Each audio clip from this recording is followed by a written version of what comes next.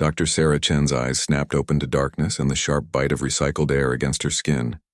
The cryopod's seal had broken with its characteristic hiss 3 minutes earlier, then her consciousness had fully returned, leaving her body temperature dangerously low.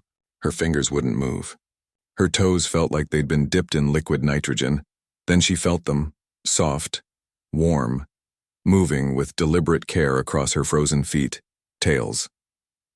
Her vision adjusted slowly, the pod's emergency lighting casting everything in amber. 10 fox-like tails, each nearly a meter long, lay draped across her lower body like a living blanket. They were covered in fur that shimmered between silver and blue, radiating heat that her hypothermic body desperately craved. "Subject is awake," a melodious voice said from somewhere beyond her limited field of vision. "Core temperature 31.2 degrees Celsius, critical." Sarah's training kicked in through the fog of cold. She was supposed to be arriving at Kepler 442b.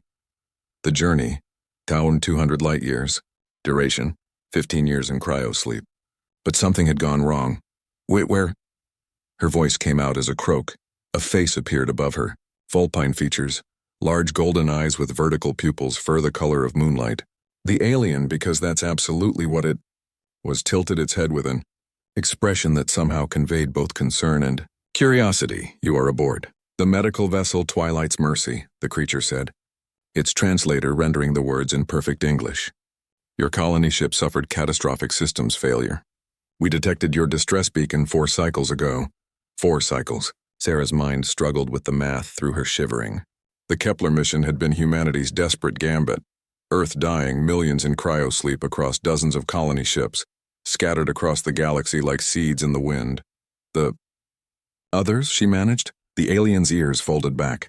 That was answer enough. Sarah closed her eyes. 2,000 souls gone. "You were the only pod still functioning," the creature continued, "but barely. Your species requires such specific temperatures. We nearly lost you 3 times during extraction." The tails tightened around her feet, pulsing with warmth. Sarah realized they were actively regulating their heat output, responding to her body's needs with remarkable precision. "I am Physician Kelrath of the Vulneria Accord," the alien said. "Your species is unknown to us. When we found you, your body was shutting down from cold. I improvised." Sarah looked at the tails again. "You're using yourself as a heat source. The medical warming units were not calibrated for your biology. You were dying." Kelrath's tails shifted, wrapping more securely. "In my culture, we share warmth with pack members during healing. I theorized your species might benefit similarly. You risked yourself for an alien." "You are a person," Kelrath said simply. "Is this not what persons do?" Over the next hours, as Sarah's body temperature climbed back to safe levels, she learned about the Vulneria Accord, a coalition of 17 species, none of them human, all committed to mutual aid across the galaxy. They'd been exploring this sector when they detected the colony ship's death cry.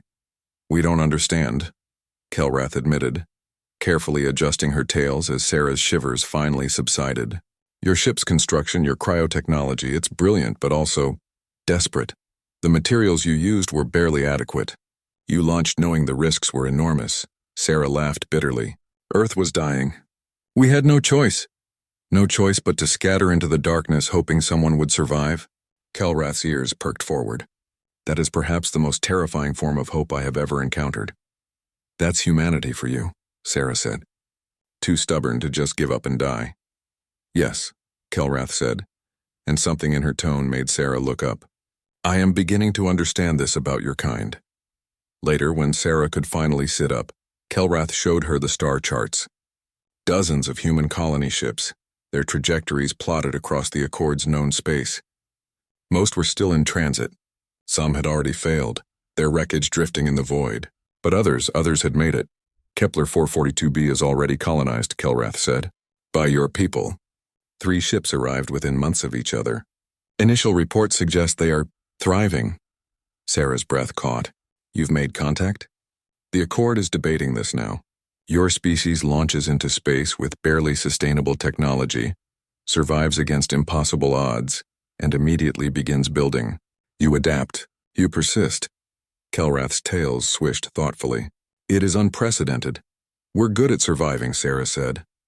"No," Kelrath corrected. "You are extraordinary at it. Most species develop slower, safer approaches to space colonization. You simply threw yourselves into the cosmos and decided you would make it work. She paused. The Accord is divided. Some fear your recklessness, but others, like myself, see something else. What's that? A species that will not quit. Not when their world dies, not when their ships fail, not even when frozen and alone in the dark. Kelrath's golden eyes gleamed. You woke up cold, Dr. Chen. By all probabilities, you should have died. But you survived because you are human, and humans do not yield to mere impossibility. Sarah found herself smiling. Is that a compliment or an accusation? Both, Kelrath said, and her tails curled in what Sarah was learning to recognize as amusement. The Accord will offer humanity membership. Your determination paired with our resources, together we may accomplish remarkable things. And if we refuse, then we will watch with great interest to see what you accomplish anyway. Kelrath stood, offering a paw-like hand. For now you need rest, and perhaps more warming. Sarah took the offered hand, pulling herself fully from the pod.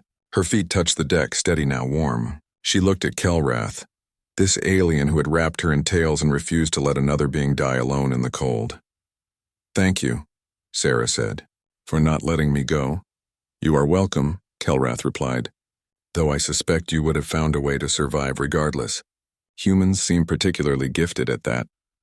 As Sarah walked toward the medical bay's recovery rooms, Kelrath's words echoed in her mind. Humanity had scattered itself across the stars on a prayer in outdated technology. They'd lost thousands. But they'd also won. They'd survived. And now, Sarah thought, they had allies. She woke up cold. But she was warm now, and the galaxy, it seemed, was only just beginning to learn what that meant.